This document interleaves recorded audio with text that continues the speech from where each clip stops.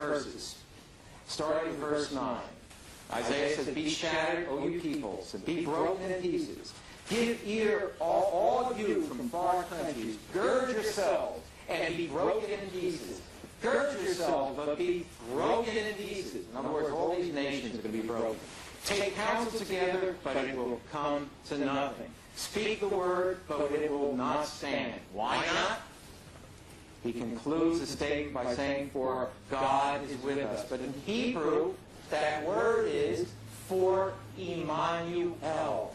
You know, what Isaiah is saying there is the nations have all these plans. They're not going to stand. They're going to be broken. What's going to stand in the way? Emmanuel. See, this Emmanuel is not a mere human being. This Emmanuel is the one who stands against all these nations that are coming against Israel. Thank you. If you know, in Hebrew language, there are tens of names, or perhaps hundreds of names, that the meaning of those names is God is with us, or God watch over us, or God is our source, or many other names.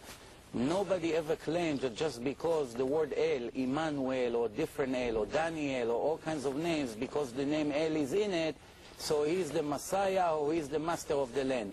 But I just want to make sure that I highlight the point that I told you before. Please, we are still speaking about the Alma, the young lady, and I would like to give you an example what I meant before, maybe to make it a little bit more clear to you.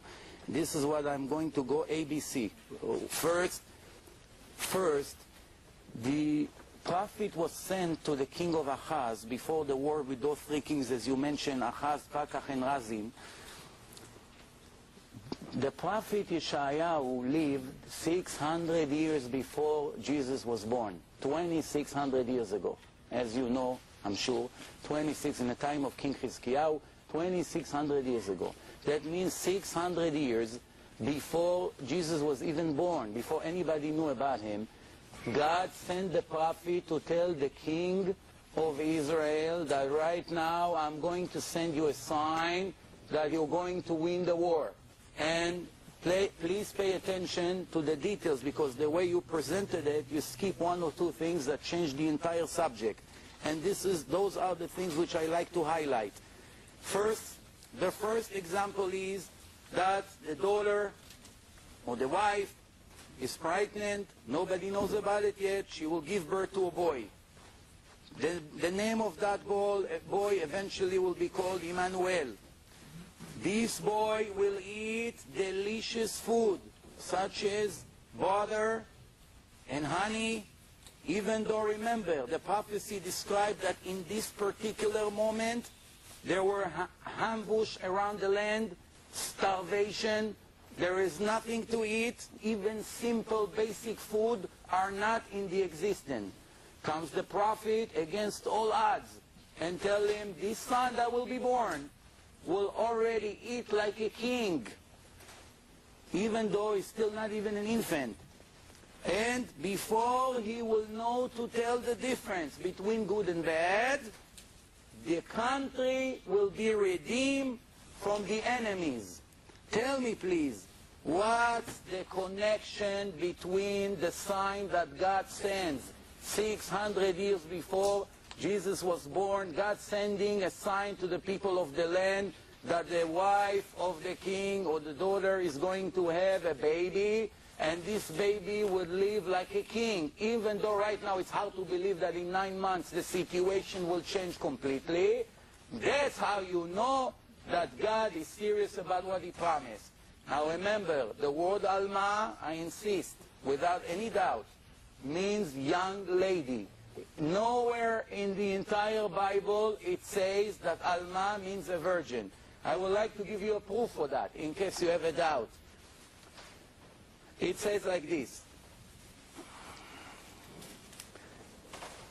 the way of the eagle in heaven, in the way of a boat in the middle of the ocean, the way of a man with relation with the young lady, Alma.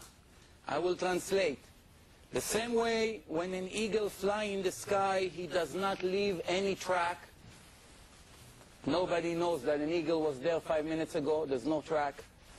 The same way when a boat passed in the ocean, 10 minutes later you don't have any tracks. A man that have relation with Alma, okay, leaves no track. Based on your translation, it should have been the opposite. Because the word Alma, it's a young lady, another virgin. And remember, if we were talking about a virgin woman, for sure a man leave a sign. After a man have relation for the first time with a virgin woman, the verse should have said the opposite. The same way a man leaves track after having relation with a virgin, and the verse say exactly the opposite, which is a clear proof to the fact that we are talking about a young lady, has nothing to do with a virgin, and this is what you've been using for many, many years to tell the people that there's a prophecy that's speaking about a virgin, knowing this prophecy has nothing to do with Jesus. Remember, this is in different context, 600 years before, and the signs that the prophet gave the nation of Israel never happened in the life of Jesus. Jesus did not born into this situation and lived his life like a king. In his life, they didn't need a sign that the enemies would leave the land, and in 9 months, what's the connection? Why would God come to the king now and give him a sign to this existing moment about something that is going to happen 600 years when they have no connection whatsoever? But not only that, remember that so far from the beginning of the conversation, I asked you about the 25 differences between one book, which is Matthew, and the other book, which is not supposed to contradict. If God gave the descendants of King David, it has to match 100%. A normal human being does not need more than one mistake in a book that someone is claimed that God gave it to know that it's not a divine book. If I open the book and I have 25 different mistakes in half a page, not one mistake, 25 different mistakes, which one of the two books were given by God? It's impossible that God gave two books with 25 different names. God doesn't know the order from King David until we arrive to Joseph the carpenter. Plus, even if there were no mistakes, even if the names 100% match, who wants to come to describe that Joseph is a grandson of King David, when right after that he himself writes that Joseph has nothing to do with the son, is not the father? Now I would like to respond to what you said before. You say that sometimes descendants go by the mother. You know very well that it's a very, very incorrect statement.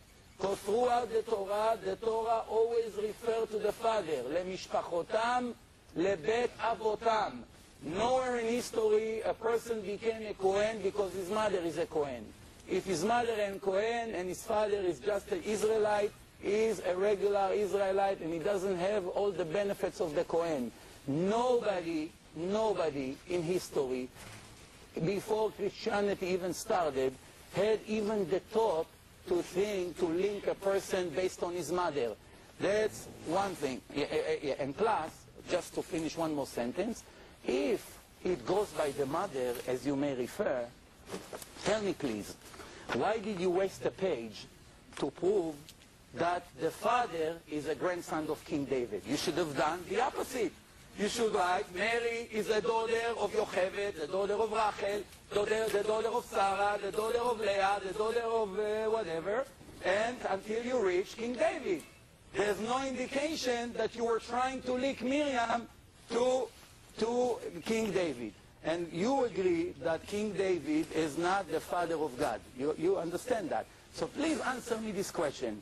Just to that particular question that we left open from before, the 25 contradictions and the father and the son and Joseph and everything that I just mentioned.